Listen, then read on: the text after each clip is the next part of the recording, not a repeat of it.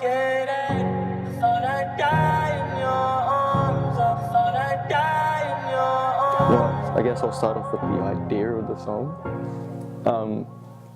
The idea sort of came to me one afternoon. I was driving home from work when I lived in the Clarence Valley, and I had just like shuffled Spotify playing, and the song called True Love came on by Kanye West and X, and I heard X's vocals, and I was like, oh my god, that's amazing.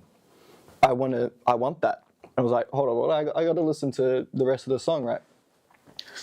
And the song really stuck with me because I was going through a hard relationship sort of period. So that song's about Kanye, I guess, losing his family to divorce or whatever happened. So I went home and I sort of researched like the chords and stuff. I built the song in my mum's shed. That's where I was staying with my computer that could barely run FL Studio. And then I think I spent about a week and a half just sort of perfecting it a bit. And then I left it for a month, actually. I just let it sit. And one afternoon I was just having such a bad day. Like, it was a terrible day at work. Like, I went home and immediately started drinking. You know, I had a smoke or whatever, and I was just like, fuck, like, this is a good emotion to be in. I'm so depressed right now. I want to write something. Like, I need to pour my feelings out onto something, otherwise I'm going to actually explode. So I drove down the paddock in my car, and I sat there with my laptop, pen and a pad, and I just played the song on repeat, and I wrote whatever came down onto my page. And that's it. I sent the stems to Jack, and I was in here that weekend recording. Yeah, I remember it was like a strike while the iron's hot situation, because you already had all the feeling that you wanted to document. But I remember in the session as well, you were like, there's a lot of time that you come in and you'll kind of be ready to start being creative, but I think the creative part had already been done for you. Yeah. And you were already ready to just go. Yeah. Which is good. Yeah. Efficient. It was sort of like, I was in that sort of mind state where it's like, I don't like to be emotional around people. So like, I did the song and I was coming in, I was listening to sad music to try and keep the feeling going. And as soon as I walked in, like, the emotion went, and I hit it from myself. So it was real hard to sort of get the performance down straight away. Yeah.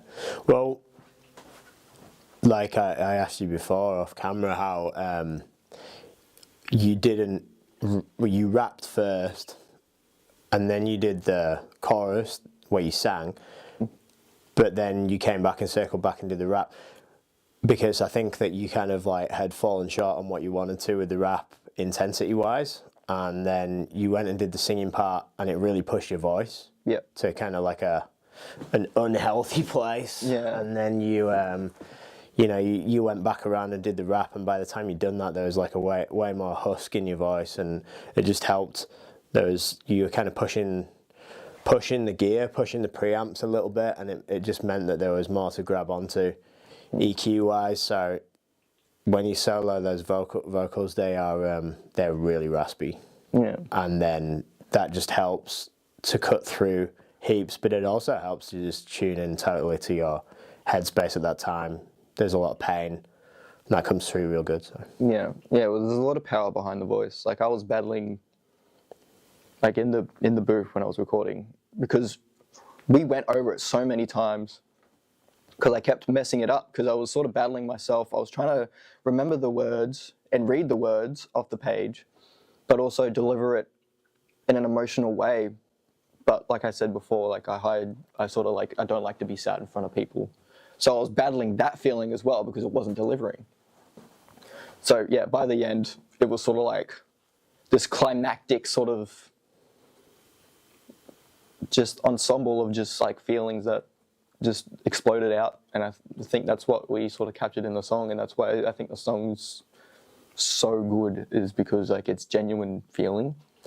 But you always know when you're sitting in the chair here, like what you know what is gonna feel right, and like as soon as, like I'll let people go and go and go, and then as soon as I'm really feeling something, that's the moment that I'll kind of be like, I'll just hype up and let you know that, yeah, you're in the right place right now. So just like play back, listen to the intensity in which you delivered something. That's your intensity level now. Keep it consistent all the way throughout, and you do that pretty well. You're good. What you are really good at is being super attuned to the emotion that you're delivering upon, and like even retrospectively, like you can hear what you've done, and you know the level of intensity and how to continue with that level of intensity, and also when to push it and when to pull it back a little bit. And you can hear in the start of the second verse, like you step it back down to a 7, and then you just kind of start building it back up through that verse, and by the 16th bar, you're pushing a 10 again. So it means that the juxtaposition between these real flowy pieces in here, like the piano and the guitar, there's nothing that's too kind of transient heavy, nothing that punches through, everything's dreamy, but then you come in and you like cut it like a knife. And that's the reason why as soon as that vocal drops, like you really stand up and pay attention, that juxtaposition. I have to 100% agree. What part was the, like, because you were talking about the lyrics and how you came about the lyrics, but how about, because you obviously produced the stems before they came across to me anyway, so like how did that stuff come about? Like what was the process there? Well, I found out what the key the original song was in, like the piano, because I really liked the piano.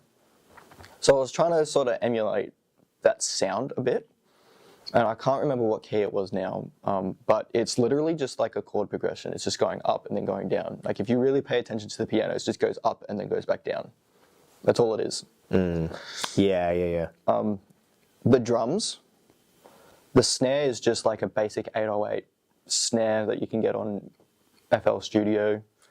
The drum was from a cymatics pack that I got ages ago but hadn't opened yet. It was real aggressive to start with, and then I just cut a lot of the high end and sort of make it a little more like chesty, you know, like type of thing. And hi-hats, I think, are just basic little 808 taps. I didn't add the bass until later, actually. I think we had a mix where we didn't have the bass guitar. And I was like, this is missing something, like it needs something. Well, the bass is where the movement comes from. Yeah. Like everything else is kind of like placid and like ocean-like. Waves slowly lapping, and then the bass is the thing that obviously just provides the movement. So.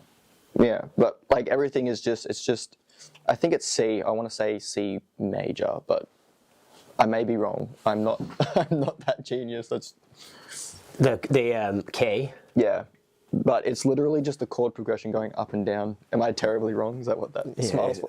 C sharp major. Oh, I got C. There we go. You got the major part. Yeah, no, that's good. Yeah, so every instrument besides the drums just goes up and down. It's just waves. There's like there's a real nice break as well between the end of the second verse and where the singing comes in, and singing's not something that you've done a lot of. You were pretty keen to do it, and what you went to do is like go and match the original sample and sing with it, but the way it works again is like the original one's really flowy and melodic, and yours is like comes through as that, it's raspy because it's right at the top of your vocal range, and because of that it just cuts through really well, because you hear that sound, you hear that vocal sample and it comes and goes, and then when you join in with it, it's like things are really like pumping through there.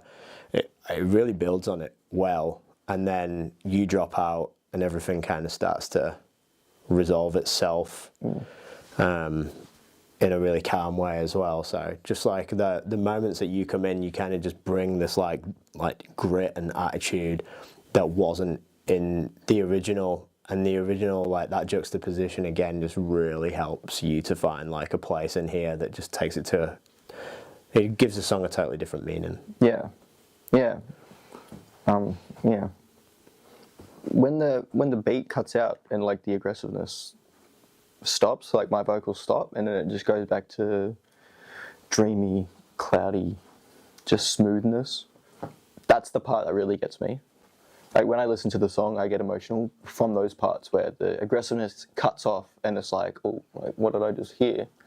Now I've got this beautiful voice coming at me that's paired so well with the instruments. It's kind of like pairing like a wine with, like a good wine with whatever that wine pairs with. I'm not a wine pairer, but Eggs. Yeah, I guess if that happens. Yeah, so it's sort of like that's the tasty part for me. And I think that's what Tasty eggs and wine. I think that's what people enjoy about the song the most. It's not me per se. It's sort of the way the song is, which is good. Yeah, cool. All right. This part is terrible to perform because I'm just standing on stage, just waiting for it. This is the part where you go, has anyone else ever felt like they got stung by a nettle and they didn't harp? Yeah. And then someone, I'm checking that we're not too close to.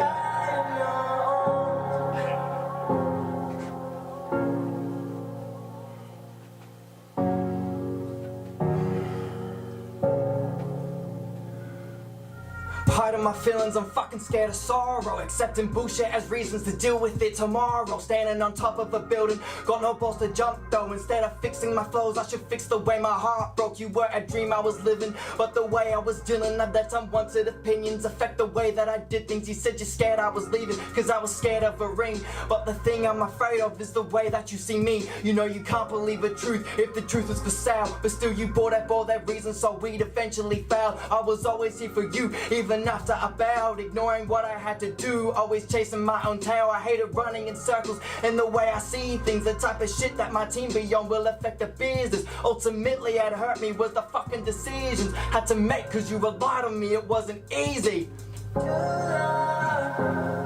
Sounds like awkward for me. Sounds like awkward for me. You didn't need it to recall it, did you?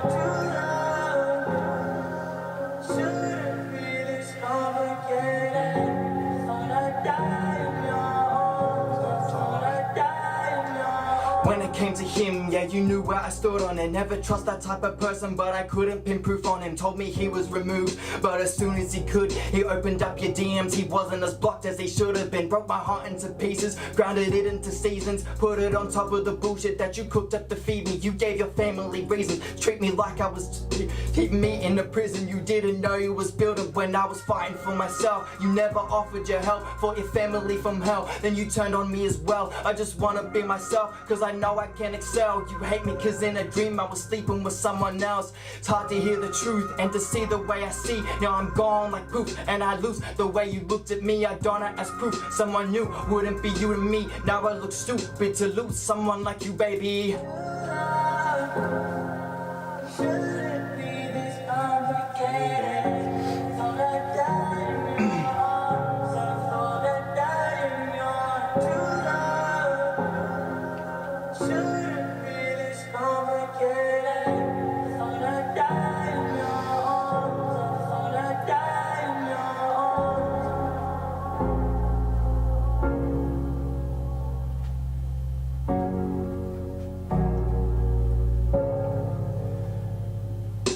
true love shouldn't be this complicated.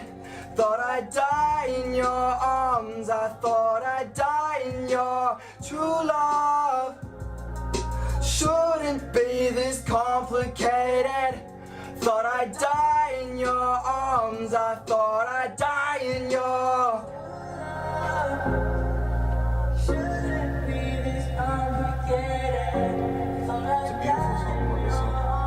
True Love, available every streaming platform and YouTube. There's a video. You should watch it. It's cool. I made it.